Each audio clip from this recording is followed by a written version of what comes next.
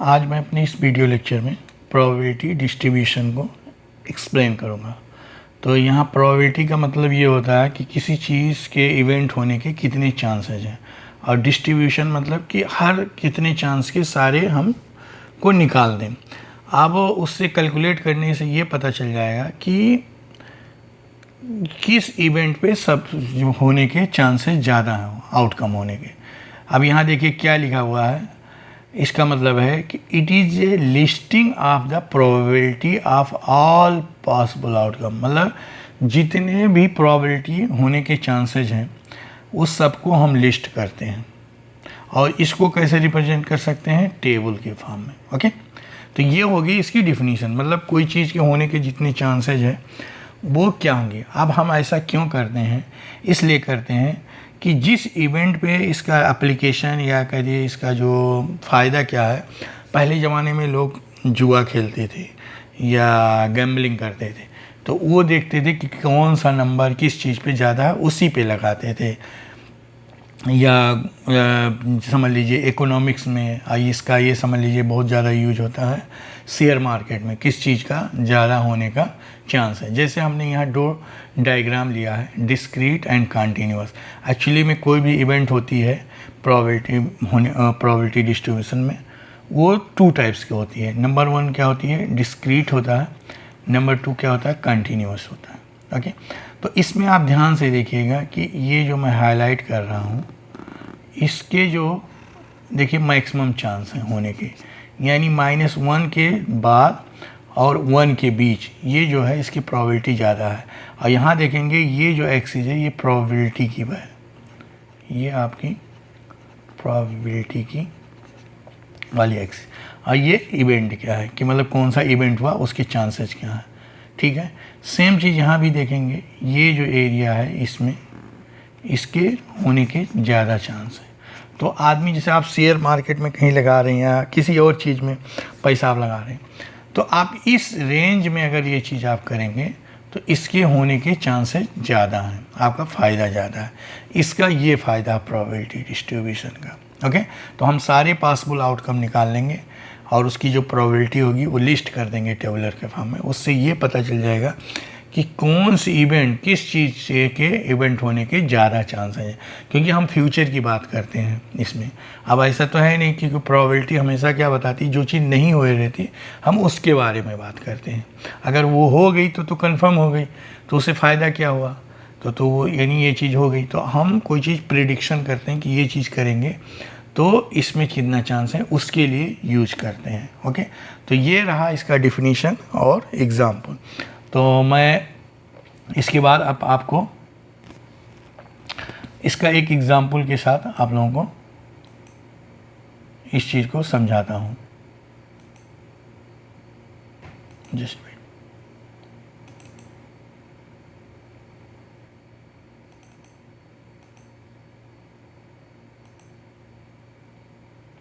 अब हमने ले लिया एक यहाँ एग्जाम्पल, ओके, प्रोबेबिलिटी डिस्ट्रीब्यूशन का।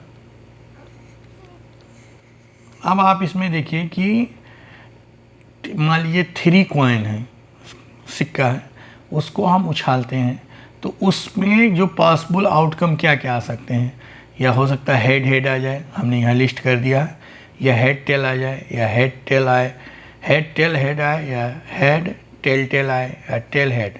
तो ये आप ध्यान से देखेंगे ये पूरा कितना है, 1 2 3 4 5 6 7 8 हाउसफुल कम है।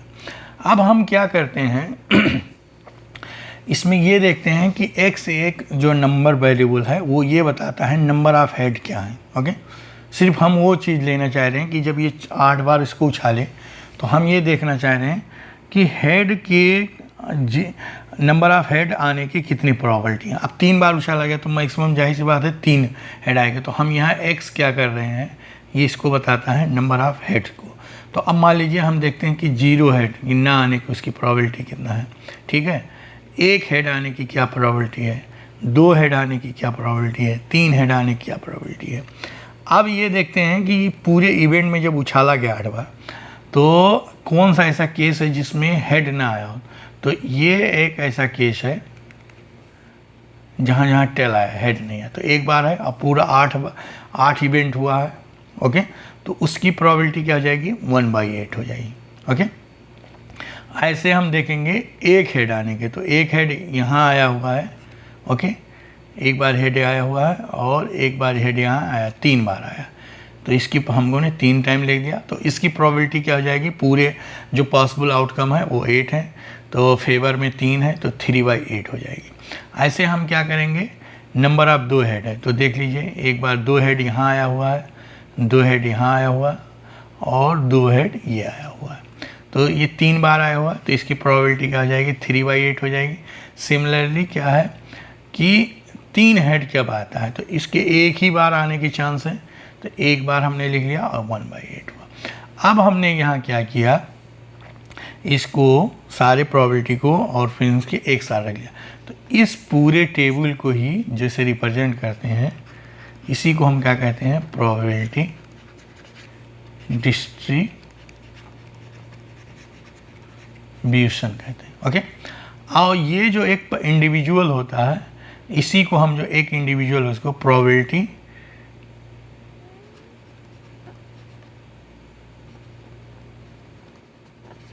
डेंसिटी फंक्शन बोलते हैं, ओके। अब इसको, ठीक है, तो ये टेबुलर के फॉर्म में। अब आप ध्यान से देखें तो ये देखेंगे, इससे हमने क्या सीखा कि सबसे ज़्यादा कोई चीज़ अकर हो रही है जब 3 हेड हो डाला जा रहा है, तो उसमें जो है सबसे ज़्यादा आने के चांस किसके हैं सॉरी, तो 2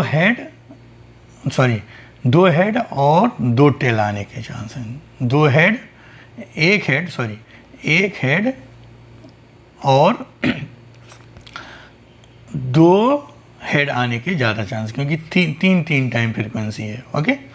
तो इससे ये फ़ायदा है कि अगर आपको कभी इसमें बीट लगाना हो, 3 बार कॉइन को उछाला जाए, तो अब आपको लेना हो कि किस में आप ज़्यादा गेस कर सकते हैं, तो नंबर ऑफ 1 हेड और नंबर ऑफ 2 हेड आने के चांस है, ओके। तो ये आपका एग्जाम्पल रहा प्रोबेबिलिटी डिस्ट्रीब्यूशन पे।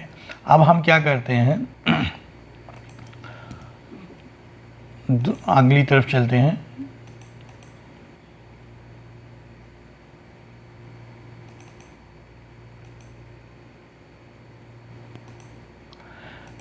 प्रोबेबिलिटी डेंसिटी फंक्शन, ओके, होता है। तो प्रोबेबिलिटी डेंसिटी फंक्शन जो कंटिन्यूअस वेरिएबल में पर्टिकुलर जो हमने अभी बताया कि प्रोबेबिलिटी डेंसिटी फंक्शन क्या होता है, कोई इवेंट हो रही है वो पूरी लिस्ट में, उस एक पर्टिकुलर इवेंट होने के क्या चांसेस है, उसको हम प्रोबेबिलिटी डेंसिटी फंक्शन कहते हैं। लेकिन जब कंटिन्यूअस आपका है, मान लीजिए रैंडम वेरिएबल, तो उस केस में हम नहीं बता सकते कि इस पर्टिकुलर पे, तो इसमें हम क्या करते हैं कंटिन्यूअस में, इसमें भी फंक्शन के ही से रिप्रेजेंट करते हैं, एक फंक्शन से। और मान लीजिए इफ़ एक कंटिन्यूअस रैंडम वेरिएबल एक्स है, तो उसमें हम एक रेंज के बीच में, मान लीजिए वो डिफाइन है a to b के बीच में, ओके।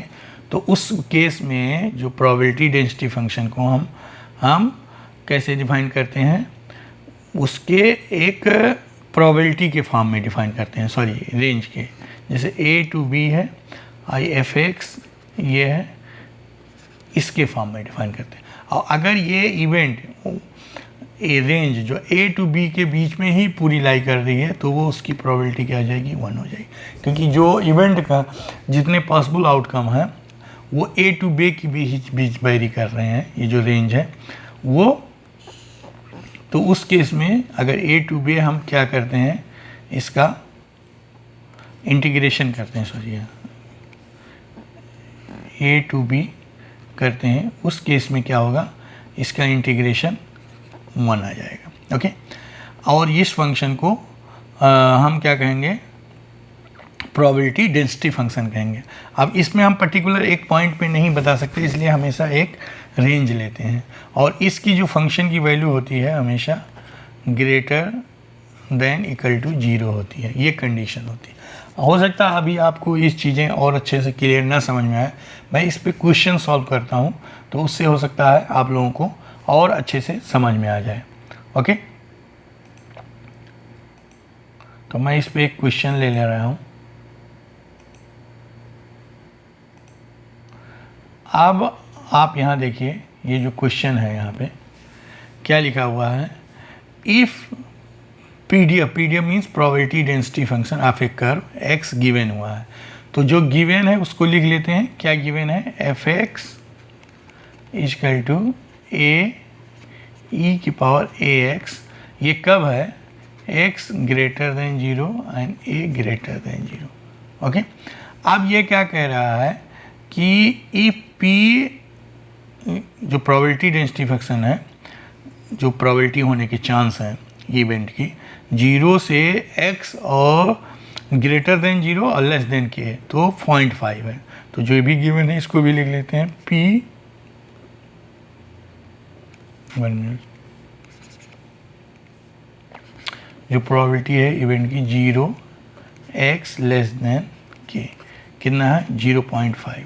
ओके, अब ये हम जानते हैं कि जो ये प्रोबेबिलिटी होती है ये इसका रेंज हो जाएगा 0 से k, मतलब ये हमारा जो हो जाएगा 0 से k, और ये हमारा हो गया फंक्शन।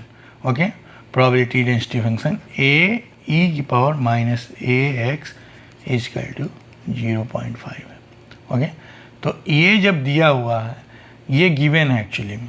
ओके, और हमको क्या निकालना है, k इजकल टू क्या होगा, कोई बात नहीं।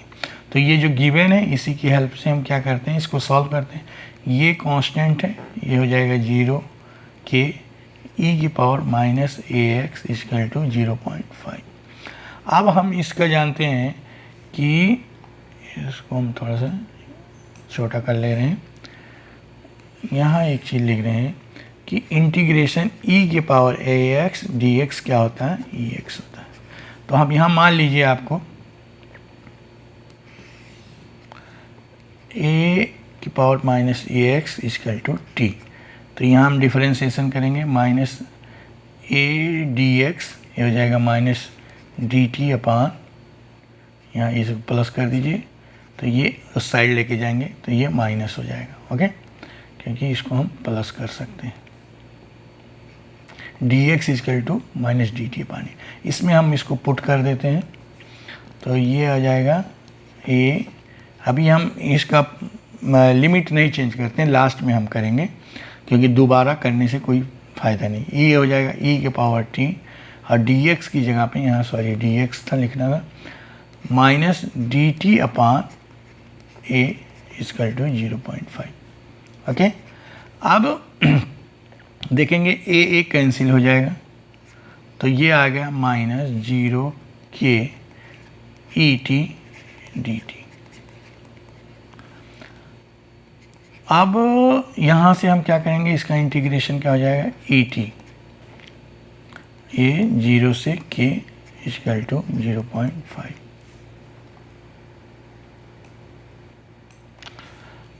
अब हम यहाँ हमने तो t माना था, तो इसको हम तो अपने लिखना पड़ेगा अपने को। तो ई टी के जगह पे क्या लिख सकते हैं, माइनस ई एक्स 0 से k 0.5। ओके, अब ये इसको आप माइनस है, इसको यहाँ रख दीजिए, e के पावर k, ये हो जाएगा माइनस e के पावर 0 इजकल टू 0.5। ओके, अब आपको सिंपली इसको सिंप्लीफाई करना है, तो ये आप इसको एक्सपेंड कर दीजिए, माइनस e की पावर k, ये हो जाएगा प्लस, हो जाएगा 0.5। इसको आप उधर ले आएंगे तो ये सिंपली e की पावर माइनस ए के इजकल टू, ये माइनस में हो जाएगा तो माइनस 0.5। थोड़ा ये सिंप्लीफिकेशन है, लंबा हो रहा है लेकिन आसान है। अब हम क्या करेंगे, e की पावर ए के, इसका मतलब हो गया 1/2। ओके, यहाँ से हो जाएगा e की पावर माइनस ई के, ये हो जाएगा 2 की पावर -1। हम क्या करते हैं, taking log both side. Okay, taking log both side, तो ये जाएगा e की पावर माइनस ए के, और लॉग e बेस e पे क्या होगा, 1 हो जाएगा, ये हो जाएगा -1 log 2। तो माइनस माइनस यहाँ से निकाल दीजिए। अब यहाँ से ये 1 हो जाएगा, ये आ जाएगा a 1/a log 2। ओके, ये तो आपका आंसर आ गया। इसमें आप देखेंगे बी ऑप्शन सही है। ओके, लेकिन हम यहाँ एक्सप्लेन क्या कर रहे थे, प्रोबेबिलिटी डेंसिटी फंक्शन। तो आप इसमें देखेंगे कि कंटिन्यूअस जो है ये रैंडम वेरिएबल है, तो इसमें हम क्या करते हैं, फंक्शन के द्वारा करते हैं और एक लिमिट कर देते हैं। तो जनरली इसमें हम डेफिनिट इंटीग्रेशन का यूज़ करते हैं। ओके, तो इस टाइप से क्वेश्चन ये लोग पूछ सकते हैं कि जैसे दे दिया है 0 से k के बीच में इतना प्रोबेबिलिटी है। ओके, हो सकता है और दे दे लिमिट, तो उस पर हमने क्या किया, जो दिया था उसको लगाया, फिर उसके बाद ही इसको सिंप्लीफिकेशन किया इंटीग्रेशन करके, और इस तरीके से ये आपका आंसर आ गया। ओके, तो हम लोग चलिए अगले क्वेश्चन की तरफ बढ़ते हैं। तो मैं और एक क्वेश्चन ले रहा हूँ, जस्ट एक वेट।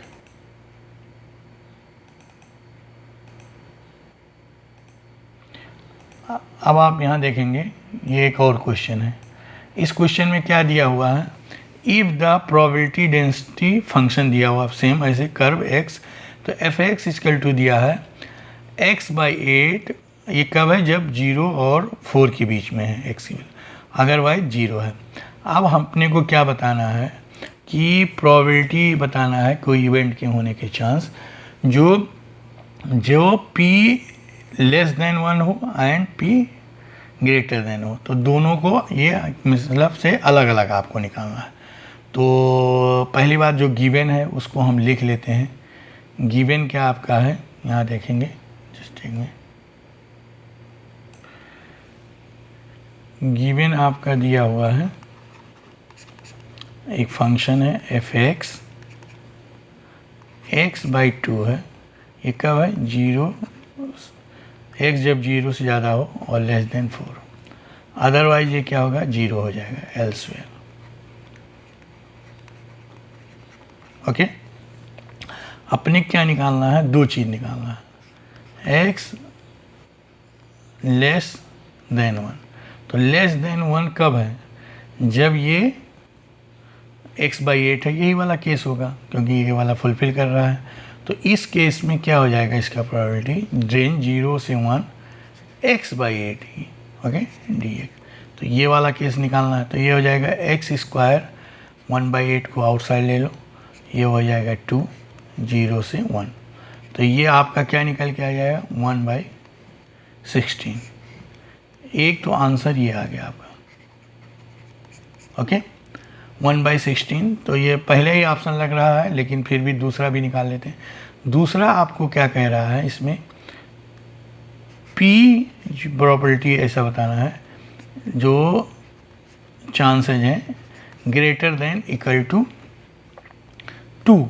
तो इस केस में क्या होगा, 2 से लेके ये जा रहा 4 तक, तो इस केस में x/8 dx होगा। अब ये कह रहा ज़्यादा है, तो अब कितना भी हो तो उस केस में तो यार ये तो 0 हो जाएगा। ओके, क्योंकि देखिए फंक्शन ही 0 है, तो इस केस में ये 0 लिख देंगे। तो ये सिंपली क्या आ जाएगा, x²/2 1/8, ये आ जाएगा 2/4।